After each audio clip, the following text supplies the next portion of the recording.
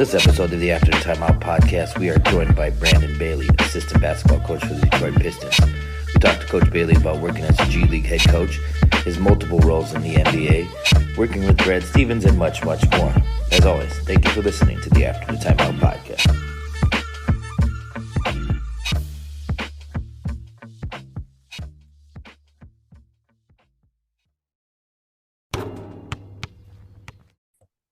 All right, here we go.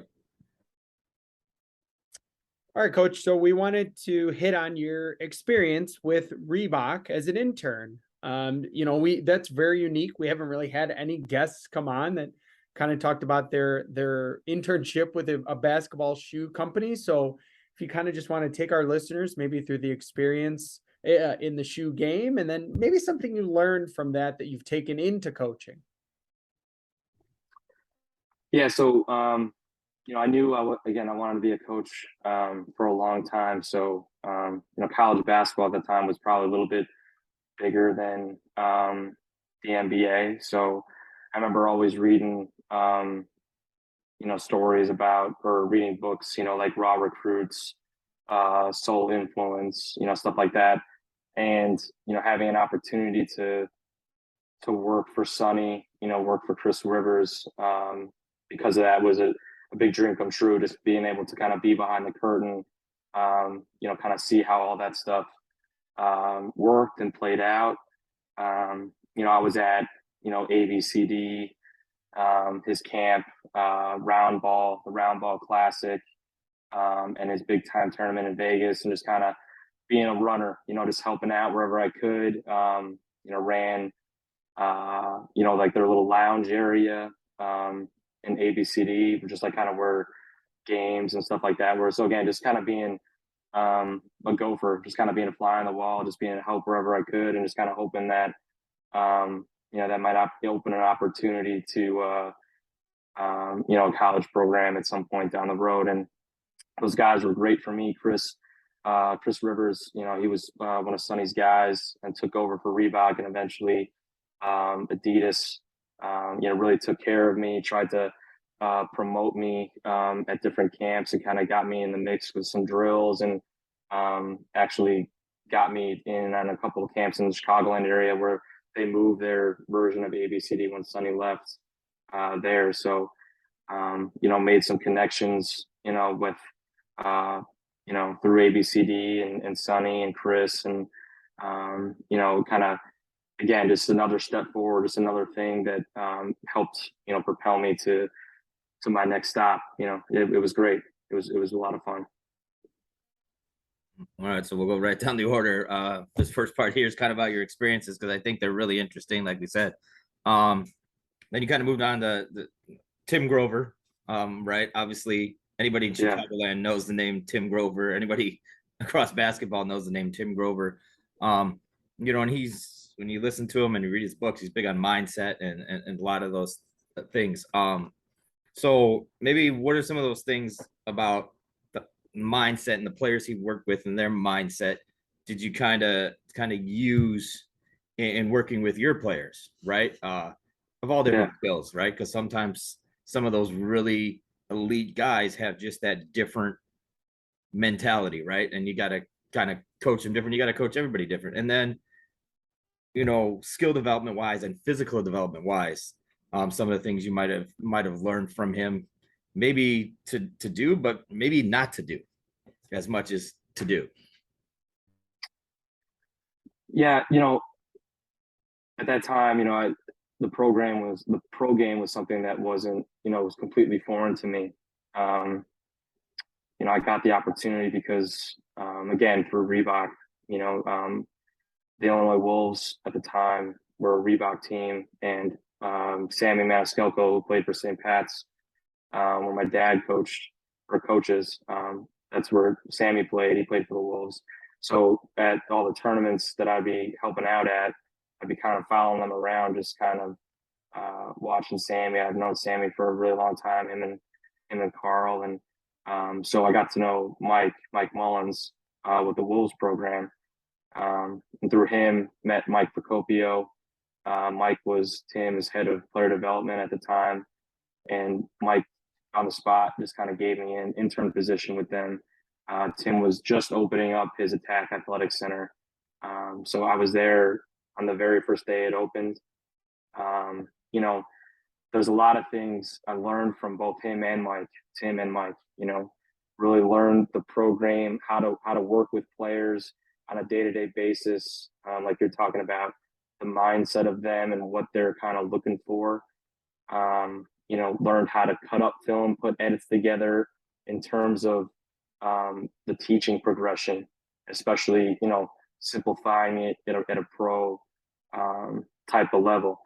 But, you know, like I'd say outside of basketball, the biggest thing I learned from Tim and the biggest takeaway I had was just his attention to detail and the pride he had at just making sure, you know, everything in that place ran smoothly.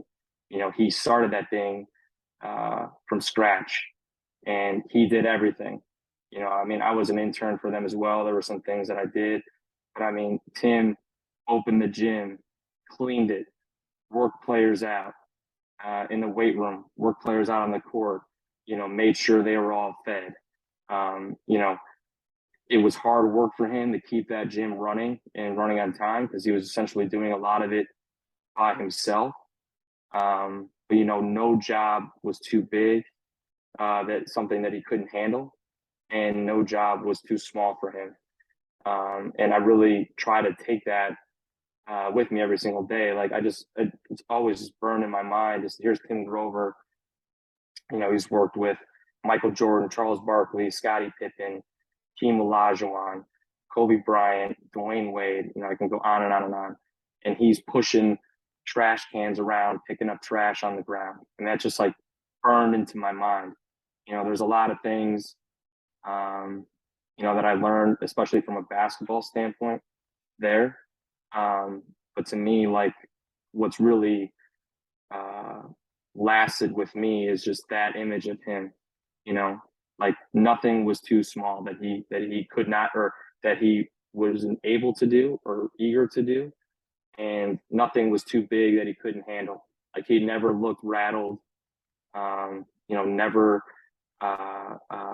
you know, felt like there wasn't anything too small for him to do. You know, I try to take that with me, you know, everywhere that I've been and everywhere that I go. You know, nothing's too small, nothing's too big. You know, so.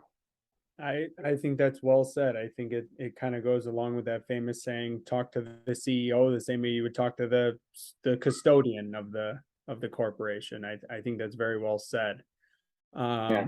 So not to build on the experience trifecta we got going here with Sonny Vaccaro and Tim Grover, but you know, you and I talked about off air about Brad Stevens, and you know, I've always been a long time Brad Stevens fan, and so just take us through what it was like for you to you know, get to work for the Celtics, especially just specifically your experience along with Coach Stevens.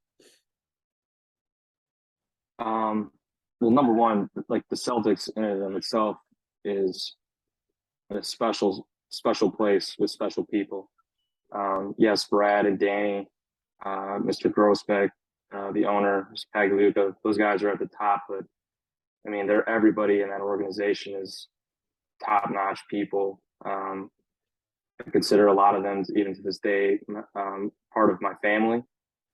You know, with Brad, you know, it's everything you think it would be. You know, it's a constant learning experience, from the way he prepared for practice, for games, the way he spoke to the team after a tough loss, and what he said to the media after a big win. You know, all of that stuff is obviously just off the charts. A lot of people see that, you know, especially with the media and stuff like that. But you know, the way he can simplify everything defensively and make something that is super complex seem very simple and doable. But you know, the biggest thing I felt like with Brad was his belief in you as a player, or his belief in you as a coach. You know, not a lot of people, you know, believed in a guy like Isaiah Thomas. You know, and Brad, you know, sees what you can be, um, you know, makes you believe in what he believes, and just gives you confidence in that every single day. You know, I mean, when I was with him at the very beginning, you know, I never saw myself as anything more than a video coordinator, or maybe at some point like an advanced scout, or, you know, I felt like maybe I'd go back and work as an assistant at St. Pat's, or whatever it was, you know. Um, but he really pushed me. He really believed in me. Um, you know, he gave me amazing opportunities as a video coordinator to do you know, defensive scouts. Like I would have a third of the teams in the NBA for walkthroughs, for film sessions, for post game film. You know, I'd have installations, again, all as a video coordinator. You know, that's not common really anywhere, you know. And he, you know, put me on as the head coach of the G League team as well. Again, never an experience I thought I would ever have in my life, and you know, it was all because of him. You know, everything. I wouldn't be speaking to you guys right now, you know, if it wasn't for him and his belief in me. I feel like that's the biggest takeaway, you know, from him. Like, yes, it's everything you think it would be, in terms of a basketball standpoint, but that's the biggest thing that um, you know, that I take with from him every single day. And I'll forever be indebted to him, my entire life. All right, so we're gonna get a little basketball-y now. We call this halftime adjustments. We're just gonna take you through a little scenario.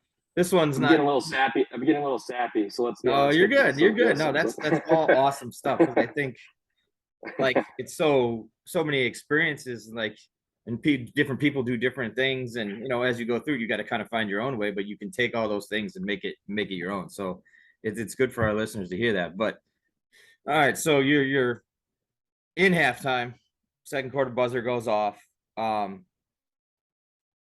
We're hoping you take us through like a NBA halftime. Like, you know, how does it start as your meetings with coaches?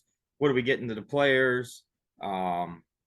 You know, how are you guys talking about adjustments, things you want to do, things you knew better?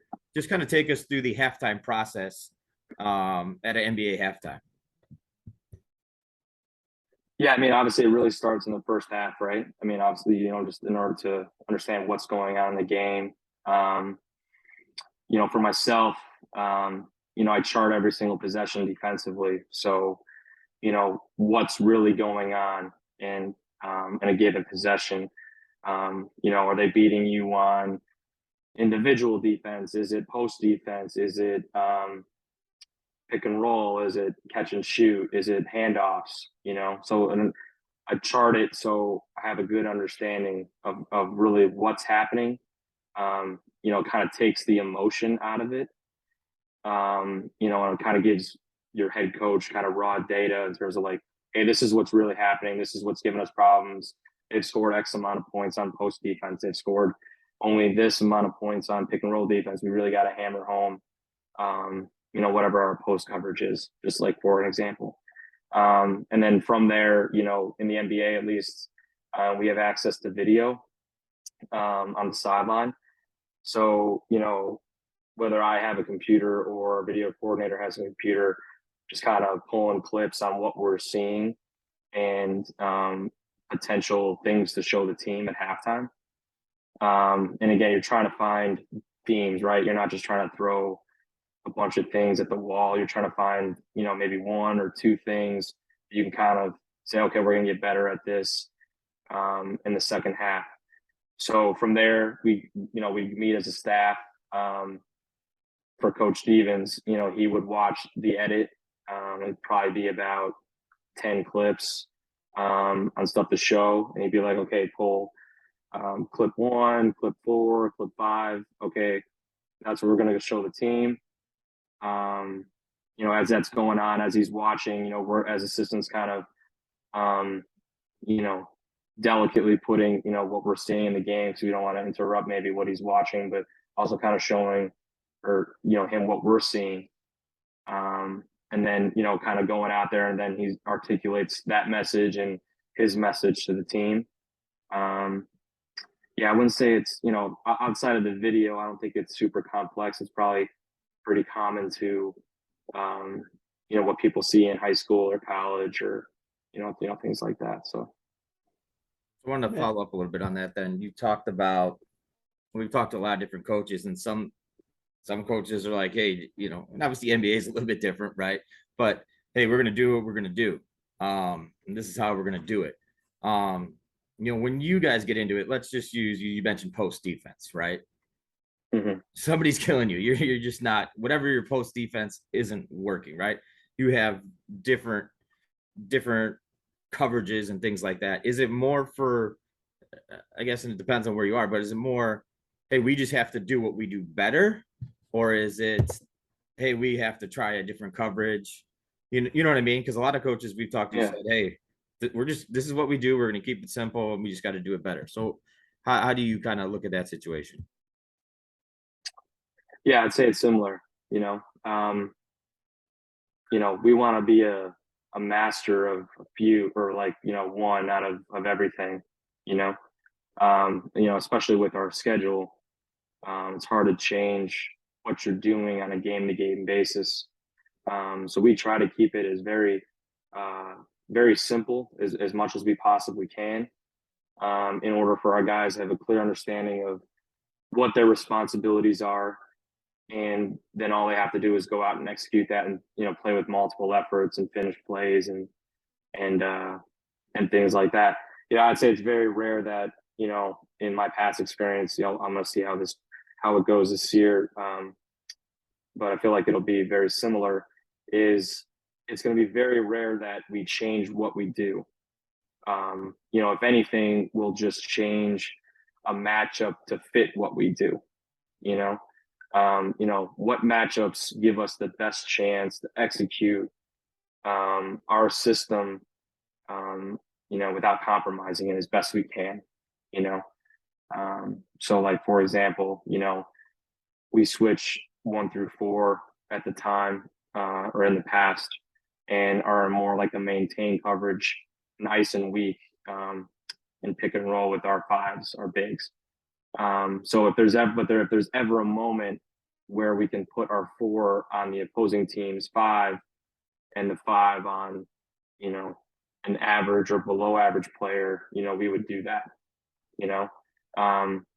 So I think, I'm not saying we would never make adjustments, right? Like, there's some players you have to make adjustments for, like an Embiid, a Durant,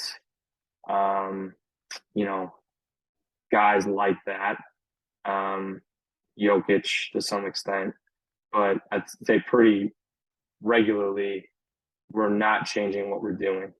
In a walkthrough, in a film session on the opponent, it's more about personnel and what our system looks like against their offense, more than anything else. So, long-winded answer to your question, it would just be more so, if there's a problem with an individual matchup or coverage, it's more about do it better, change the personnel, right? So sub, right? And then do it better again, and then it would be change. It's very rare that we would do something drastic as to change our system dramatically, because our system, in our opinion, was built to beat the best teams, and we wanted to stick with that because we felt like that was going to give us our best opportunity to win, when it mattered. So. The last thing you said, Coach, I really wanted to emphasize, which was when you just said very clearly, very plainly, and I think it's good for our listeners to just hear the sentence, our system, in our opinion, was built to beat the best teams. And I think that it's just such a simple way to put it. As a coach, I think if you can't say my system is here to try to beat the best teams, I think that's when you really have to reevaluate your system. Yeah. I mean, every year, I think you have to ask yourself 3 questions. Does your system allow us to keep opponents out of the paint? Does our system allow us to beat the best teams in the NBA, which consequently then does your system allow you to advance in the playoffs? Regular season basketball is a little bit different than playoffs. You may be able to get away with a few different things. You may be able to get away with certain personnel in the regular season. Does our system allow us to do that? And that's by, studying the playoffs, studying the best teams. And then, you also have to make sure that it all fits, right? And that it all makes sense. Like you don't want to contradict yourself on different types of plays. It's not like, well, in this situation, we're going to do this.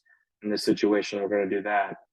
It has to all fit and all be simple enough for them to execute, and they don't have to think as much. But at the same time, it has to be good enough to advance as well. So the biggest thing with all that, though, obviously, is who is executing that system. That's the biggest, obvious component to that. And I think the 3 questions you just asked, I think those could be used for a college team, a high school team, a youth team. I mean, just the simplicity of, does your system allow you to, keep your opponents out of the paint? Does your system allow you to beat the best teams? And does your system allow you to advance in whatever postseason, whether it's March Madness in Illinois or the NBA playoffs? Yeah, it's probably more difficult, I'd say, at the high school and college level, just because personnel is changing so rapidly every single year. Mm-hmm. But you're right, though, like there should be some trends in terms of what successful defense looks like, what typically wins in your conference, what wins, like, it may be as simple as like, we take away the 3-point line, we're going to win, more often than not, and designing a defense that does that, or if you have, it's, more, post heavy in your conference or whatever it is, you know what I mean? I think it's important to keep evaluating every year, who's coming in on the opposing teams, what adjustments you may need to make to your system because of that. And it's probably a little bit more difficult at those levels because of the change of personnel, but yeah, certainly applicable for sure. So we wanted to get in a little bit, you mentioned briefly your experience with the G League, and it was somewhat of your first experience as maybe a head coach of your own team. So I kind of want to break this question into a little bit of 2 parts. First of all, when you first took over a G League team for you, kind of what was that experience like? And then also for you, maybe some things as a head coach, maybe what were some things that you may not have been ready for? Oh, geez. Everything. Yeah, I mean, I went from being the video coordinator to being a head coach of a professional basketball team. It was difficult, but it was like outstanding for my development and my career. I said it earlier with working for Coach Bruno, but the same thing applies. Like I didn't know what I didn't know. I felt pretty good about, from a basketball standpoint, at least of what I was trying to accomplish.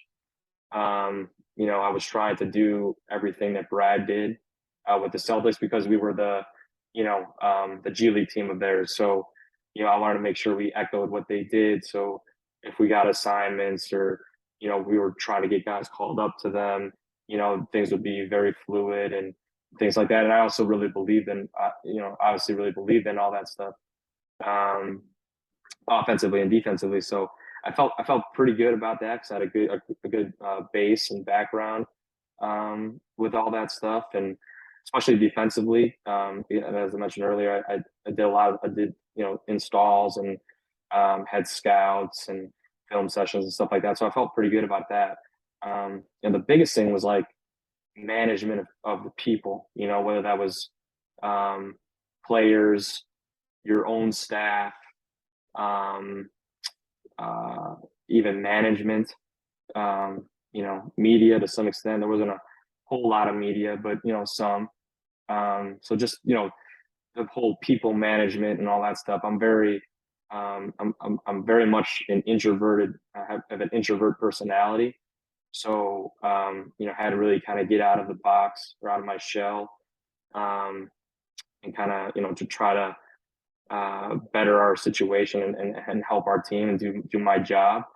You know, I feel like that was like the biggest thing, you know, with Brad, like, you know, uh, you know, working for him, like you get a good understanding of how to plan practice, like the flow of it. You know, you're in his meetings and you're helping prepare practice. He already has a good understanding of what he wants to do, but you know, you can kind of see his thought process and see how he works. So I felt like that was all that stuff kind of came, uh, you know, pretty natural. But the whole, you know, management of the players, of my staff, making sure everybody was felt appreciated and you know, that their needs were being met.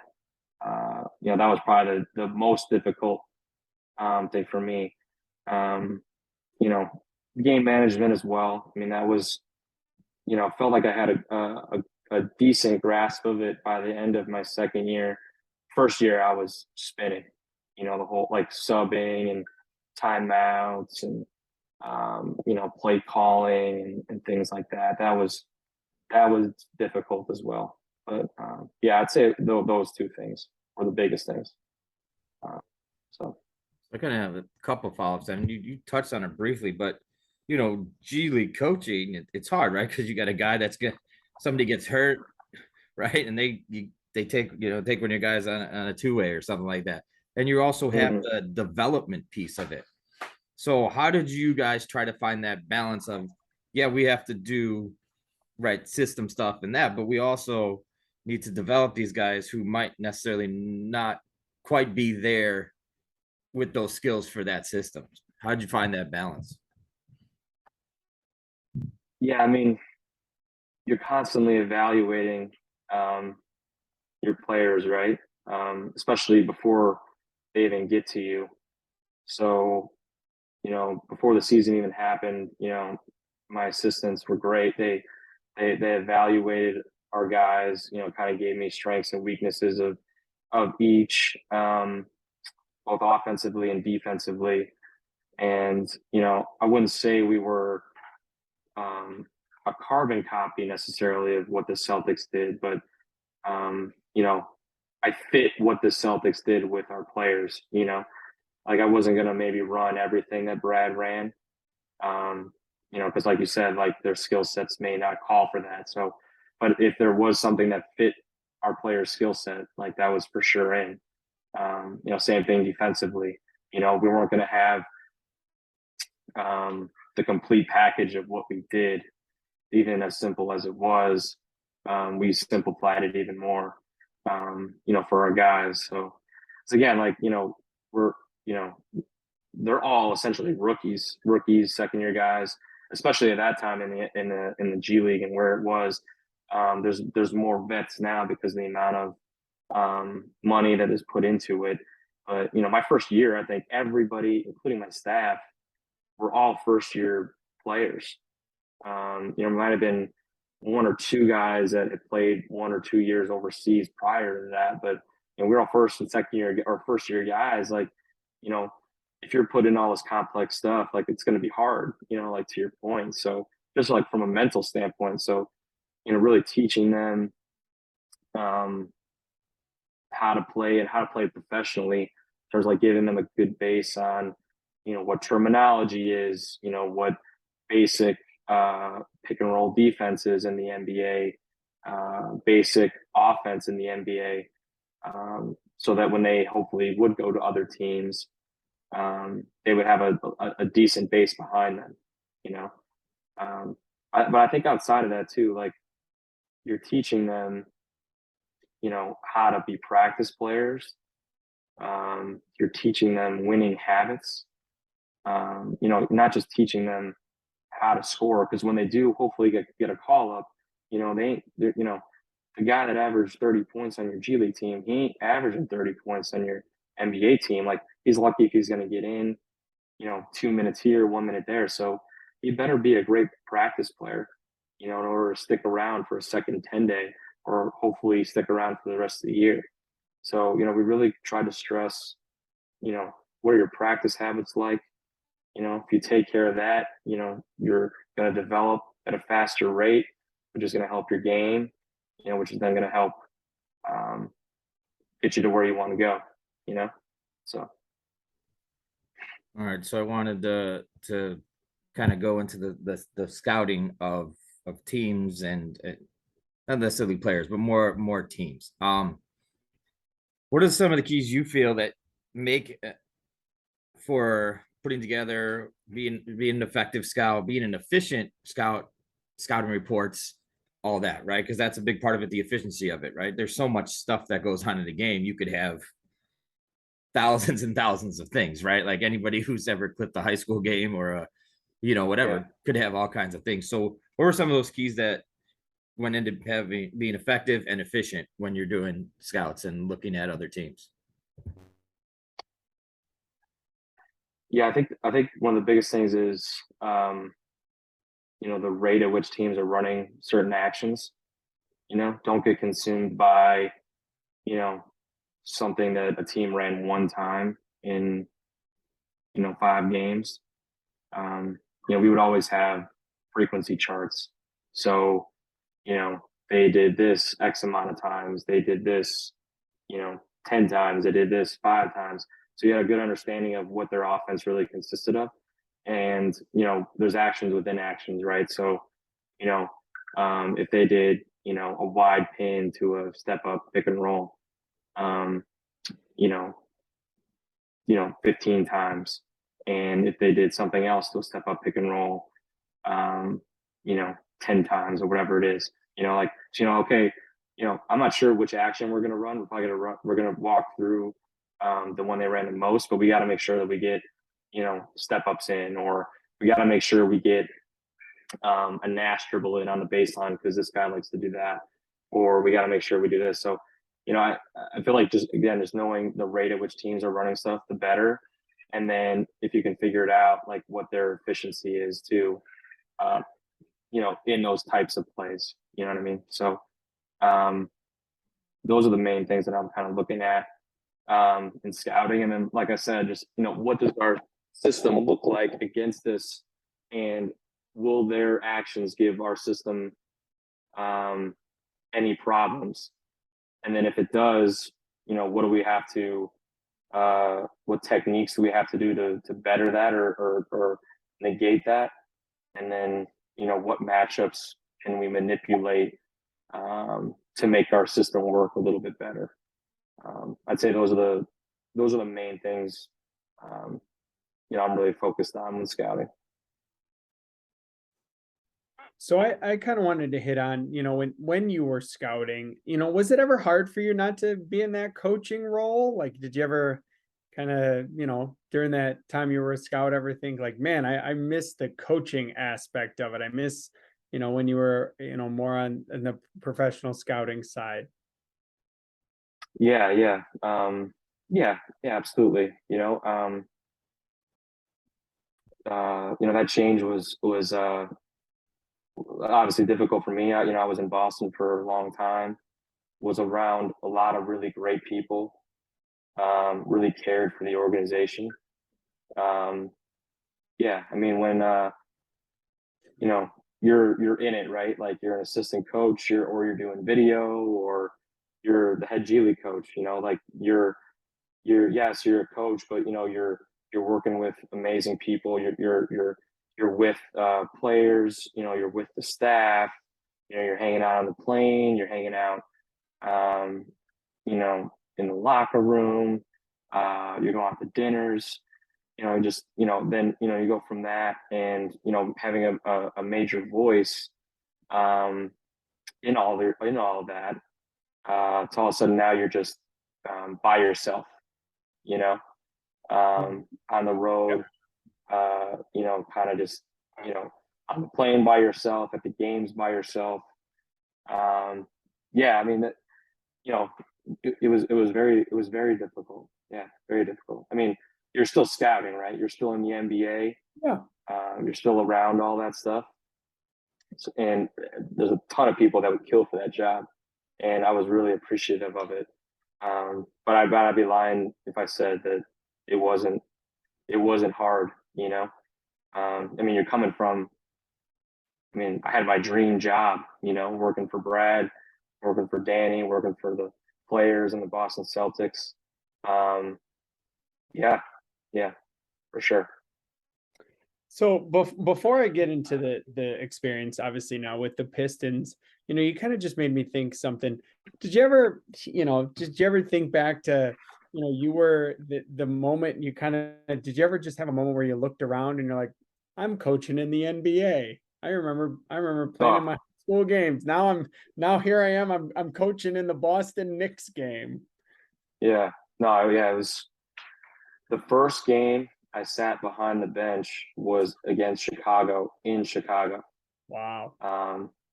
So that was, I mean, that was circumstances weren't great, but it was like coach had to leave for a funeral. But yeah, I mean that just having that, you know, that being my first game there, you know, I'm in the United Center, you know, um, the starting lineup song is on. You see the banners. You know, my parents are sitting in the stands. My wife was at the game. Yeah, it was wild. You know, like you know, you're in the Boston Garden and you know, you're playing LeBron James in the Eastern Conference Finals. You know, yeah. I mean, even now, like, I mean, there's just constant imposter syndrome going on. You know what I mean? Yeah, it's. I mean, the thing about it is I never like sought out to do this. You know, like it was never like I want to be an NBA coach. You know, I wanted to be an assistant at St. Pat's or take over my own program one day. Um, you know, but you know, working for Doug, um, you know, opened up an opportunity, and you know, working for Sonny opened up an opportunity. Working for Tim opened up an opportunity, and then also, you know, just saying yes and trying to add value at the different places that you are, um, led me to Boston, you know, and it was very fortunate to first work for Doc and being around him and his staff and all those guys, working for Danny Ainge and his staff, who obviously does a tremendous job and is a great does a great job with organizational culture and things like that, and making everybody feel good and appreciated. And then, you know, Brad Stevens is, I've already, you know, talked about, is unbelievable, and you know, everything you would think it would be. So um yeah, I mean, there was tons of time. I mean, like, you know, working with guys even now, like, you know, you're on the court working with Cade Cunningham or Jaden Ivey or Isaiah Stewart, and you know, just trying to help them and help their careers. And then when you can, it's just like, wow, I can't believe you're in the Pistons facility. There's the championship banners up. You're working with a guy like Coach Casey. Yeah, it's been fantastic. It's crazy. Wow. So the way I want to kind of drive this question more, you know, being with the Pistons now is maybe more in the hiring process and kind of taking our listeners through, you know, what the hiring process is like for, you know, to join an NBA organization. Obviously, you were with the Celtics for a long time in a variety of roles, and you know, here you are now with the Pistons. So if you could maybe take our listeners just a little bit into, you know, how that kind of happens in the NBA, because obviously that looks a little bit different than, you know, if Todd and I apply to a high school job or a local collegiate job, and just kind of that process of going from the Celtics to now the Pistons. Yeah, I mean, you know, you guys know, like in anything in this business, it's about who you know and what you know. And at different levels. That's at varying degrees. Like college, it might be about a little bit more about who you know. In the NBA, it might be a little bit more about what you know. For me, in my circumstance here, it was all about who I knew. Jerome Allen is an assistant coach here in Detroit. We worked together in Boston for 6 or 7 years, something like that. And yeah, I mean, he was really the one that kind of put me in front of Coach Casey. When I was in Boston, I was never, trying to leave there. So I was never, really worried about, networking and, kind of getting my name out there, to kind of better myself. Cause I always just felt like, I was going to be there, cause I was there. I mean, I was there for 11 years. So, obviously, you know, should have probably done a little bit more of that, but I honestly didn't really want to do any of that stuff either.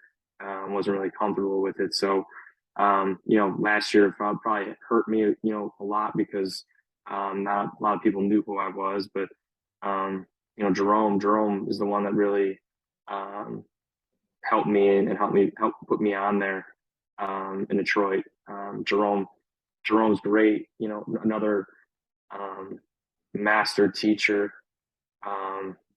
Played in the NBA, played overseas, coached at Penn, assistant at Boston. Yeah, I mean, it was as simple as, they had an opening. He was taking over the defensive coordinating position, and he needed somebody to help him and work with him. So, yeah, it was as simple as that. All right. Last question here before we get into our last two segments here. The World Cup qualifiers, USA basketball, under Coach Boylan.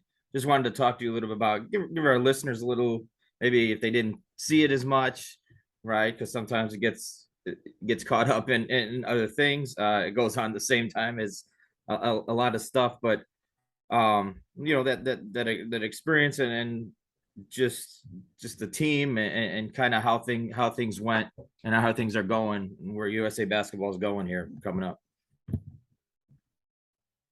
Yeah, so last year I was fortunate to, I was out of coaching. I was in a more of a scouting role, but it opened up an opportunity for me to work for USA basketball in their World Cup qualifiers.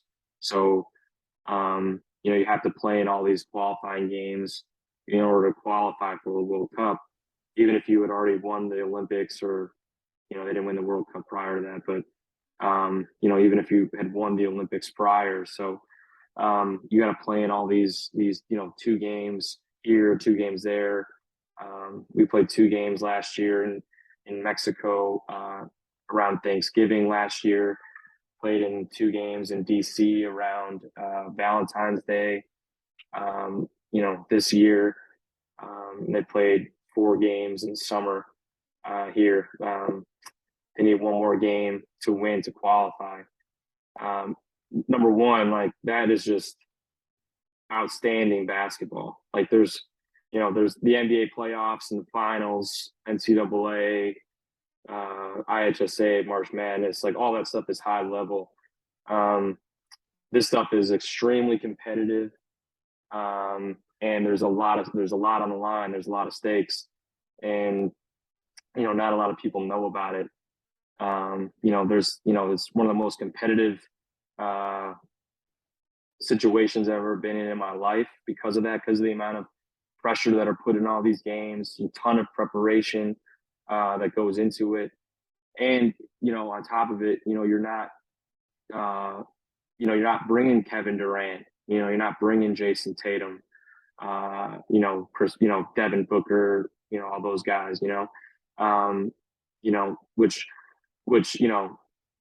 would make it difficult, but the guys that they bring are high class, high quality guys who have a good understanding of what it takes. And, Jim was the coach He's the catalyst of all of that. He does an amazing job of getting them to understand what the FIBA game is and how different it is from what our guys in the US are used to, and giving them the sense of urgency that they need to go out and win the game, and the level of preparation that they need to win. They need to win. You know, I worked very closely with him. Jim is like my brother now. He's been really really good for me.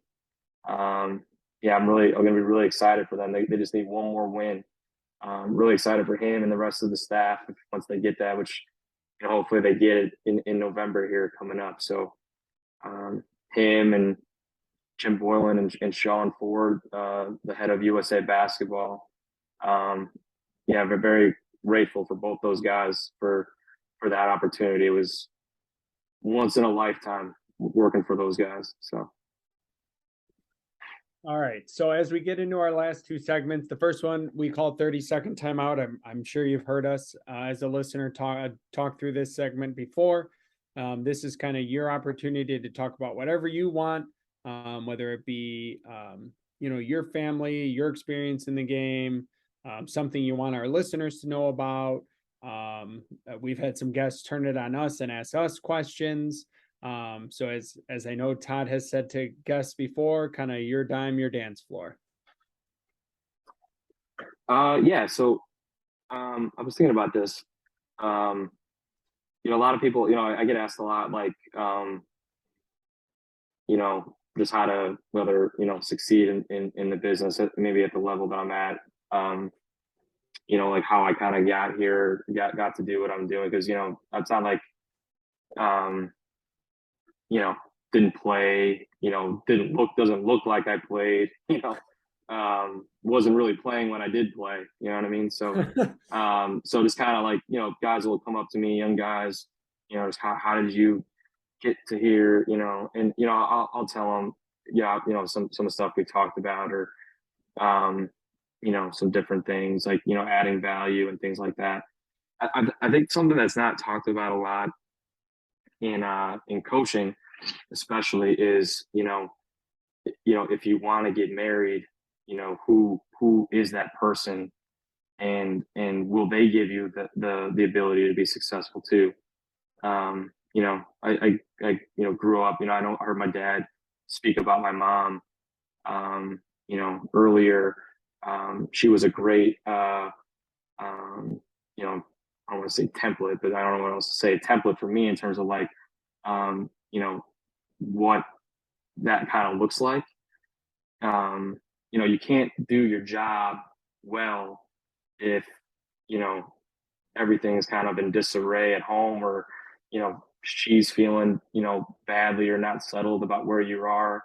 And yeah, I mean, I think that type of stuff isn't talked about a lot, and it's extremely important. Just making sure that before you get into this profession, you know, that person's on your page, and that they're on board with this lifestyle too, because it is, you know, it's a crazy type of lifestyle. My wife has been outstanding, extremely supportive, you know, in everything that we've done. You know, we're fortunate to live in Boston for 11 years, but, you know, we're moving to Maine for 2 years. That was a move. And then, you know, moving from Boston back to Chicago. Now in a year, moving from Chicago to Detroit. You know, that stuff can be very difficult, but, you know, if you have the right person, and that person understands, you know, what this really is, and is on board and supportive of that, it could be made a lot easier. You know what I mean? So, yeah, I'd say that, you know, that's the one kind of thing that I've never really talked about that I think is kind of really important, especially in this profession. And I've, you know, known two of the best ever in that area, my mom and my wife, Julie. So. Look at that, Todd. He gave a shout out to his mom and his wife in the same 30-second timeout. That's a lot of bonus points. Come holiday time, that's a lot. Yeah, anybody take away anything, that might be the key part of the whole episode. But That's true though. You know, Absolutely. like some Right. guys, Absolutely. have to get out of it sometimes because there's such a strain, you know, on their family, you know. And I mean, my daughter, again, we've lived in Boston for 11 years. My daughter's 8. She's been to 4 different schools. Yep. You know, a lot of it's because of our move to Maine, and you know, COVID you know, we had to do something different for COVID, and then then the last 2 years we've been in 2 different cities. So, you know, if that person's not on board with what you're doing, you can't do your job effectively. Your house is going to be in disarray. I mean, your house, by being your family, you know. Yeah. So that stuff's really important. And Yeah. all jokes aside, you know, Todd and I have had this conversation, and we actually had it on air, I recall, with Matt Monroe, and just the reasons that people are leaving the profession, whether it's professional, whether it's college, whether it's high school, you know, and family is a big part of it, and the time commitment is a big part of it. So all jokes aside, you're 100% correct. In Yeah. that. Yeah. All right, let's get down to the real hard-hitting questions now. Oh, yes. If you thought the ones before were hard, now it's a real hard-hitting questions. Quick hitters, rapid fire, throw them at you. First one, your best high school basketball story. Oh man. Is that like in a game or practice? Like Whatever you want. what? Could be out of Yeah, I practice. knew Could you be were gonna something your dad whatever. did. You can throw A bus ride, whatever. Yeah, right. Yeah. Um, yeah. I mean, I'll keep it PG. I mean, we played. We had a lot of big time games. When I played at St. Pat's. Um, you know, obviously you guys talked at length about the Notre Dame games and stuff like that. That's constant, you know, every single year. Um, but the biggest game, you know, Notre Dame, St. Joe's. But the biggest game that we played, I felt like was my junior year in the regular season, was my junior year against Holy Cross. It's not even open anymore. It was the Battle of Belmont, and they were maybe 2 miles from our school, but they weren't very good, like for a long, long time. And then they got, you know, Jawad Gage and a couple other guys that were really, really good, and they were ranked, I believe, in like the top 10. And when we were ranked maybe 12th in the state, something like that, and the place was absolutely packed. I've never seen a gym like that before.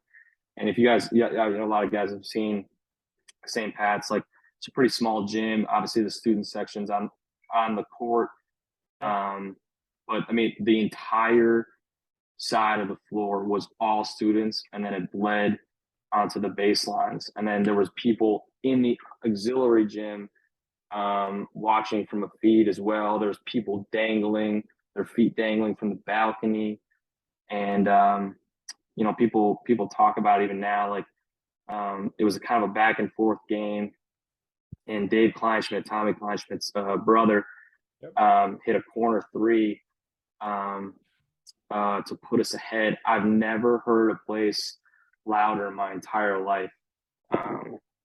Yeah, it was that was one of the coolest basketball experiences I've ever had, just being a part of that game, and witnessing and hearing that. It was unbelievable. So All right, so we're gonna kind of flip it now. So just with all your pro experience here, maybe your worst airport or airplane travel story. yeah. So I'll give you 2. Okay. Because one involves a high school coach in the area. So I worked at DePaul, like I said, for Coach Bruno, but I was also a GA for the men's team. And Tommy Kleinschmidt was on the staff, and we were flying down. I think it was, I forget exactly where it was. It might have been like Puerto Rico or somewhere, but somewhere in the Caribbean. So it was a long flight. And all of a sudden we get all this crazy turbulence. And we're kind of rocking back and forth. And Tommy was in the bathroom at the time. And so he comes out to get back to his seat. And we hit the biggest bump of turbulence I've ever felt in my entire life. And Tommy goes flying up into the air damn near his back was damn near like on the ceiling of the airplane. I mean, if people know Tommy, like Tommy's a tall guy, so like the fact that it just lifted him off the ground and threw him in the air, like, it was crazy. So I was really nervous about that one. The other one was just one of the road trips. We had a bomb threat on our flight in mid-flight. Yeah, that was really scary. We landed. We had to like go through like some FBI stuff. Like they had to search us to make sure we weren't a part of it. But in the air, like, I mean, I was really scared. Like looking at pictures of my kids. You know, they had shut something with the Wi-Fi. The Wi-Fi wasn't working, so I couldn't text my wife. But yeah, that was a crazy experience for sure. So. All right, your favorite place or maybe thing to do to escape coaching? Like you're getting away, you have some time, not thinking about it. What do you do? Where are you going? I mean, I like to run. But you know, I'm probably thinking about coaching a lot there. But yeah, I mean, I like being with my kids. Like I like when I'm home. Excuse me. When I'm home, I like being present. You know, I like getting in early to the office, making sure I can get all my work done, and be home at a certain time so that I could be there, you know, for them and make sure that I'm present for both them and my wife. So yeah, I'd say biggest escape is probably my kids and just being with them, you know, talking to them, playing with them, seeing how their day went, stuff like that. So got four of them Rugrats. So they keep me busy, you know, when I'm home. So try to be present when I can with them. So full zone defense going on, right? The full zone. Yeah, I mean, yeah. So 4-on-2. All right. So I made the mistake of asking your dad steak or seafood, and he turned it into the food he'd get at Galvin's. So I'm going to tweak this for you and say maybe your favorite Irish type cuisine. Yeah, is Miller Lite a cuisine? Well, it can be. No. Yeah, I mean, I'm down with that. I mean, I don't. Yeah, you know, I don't know. I mean, I think the closest thing I eat to Irish food is, you know, potatoes and stuff like that. So I mean, I guess I just would say some type of potato, but I don't eat like corned beef and hash or anything like that. So yeah, sorry, I'm not really sure. We'll stick with the Miller Lite. That can be main course. That can be appetizer. Yeah, I like that. Yeah. All right. So how are you cooking your steak? How do you like your steak? Oh, medium rare. Yeah, medium rare for sure. There you go. It's the only way to do it. Yeah. All right, and so we had to finish with a question like this because it wouldn't be a Todd and Jon episode if we didn't ask a question like, if you had to, would you get a piercing or a tattoo? Probably. I mean, I had a piercing actually right after my high school career at St. Pat's. I think it was like a subtle rebellion against my father, and he looked at me like, "What the, you know, what, you know?" So yeah, I'd probably say that just because if I wanted to close it, I just would take it out, you know. Yeah, that's probably what I would do. I'm not a big. That's not me. So it's not for me. So I did the same thing. I got double bling, kind of just little poke at my dad a little bit. So when I got out of high school. So, well, Coach, we can't thank you enough for taking the time. We know you're about to get real busy here, getting ready for your season. You know, you're kind of always busy, but now things are really heating up. You're about to get going. You can see it right in front of you. So we can't thank you enough for joining us and taking us through your experiences and so much good stuff that our listeners can take away and use for themselves. We appreciate it so much.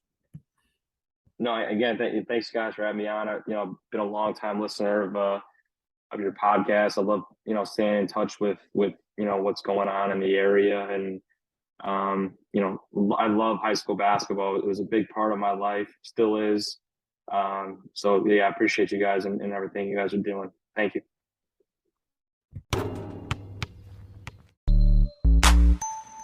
Thank you for listening to another episode of the After the Timeout podcast in concert with the Illinois Basketball Coaches Association. Please remember to give us a 5-star rating wherever you may listen. For more show content and upcoming episodes, follow us on Twitter at After the Timeout and subscribe to our podcast for upcoming episodes.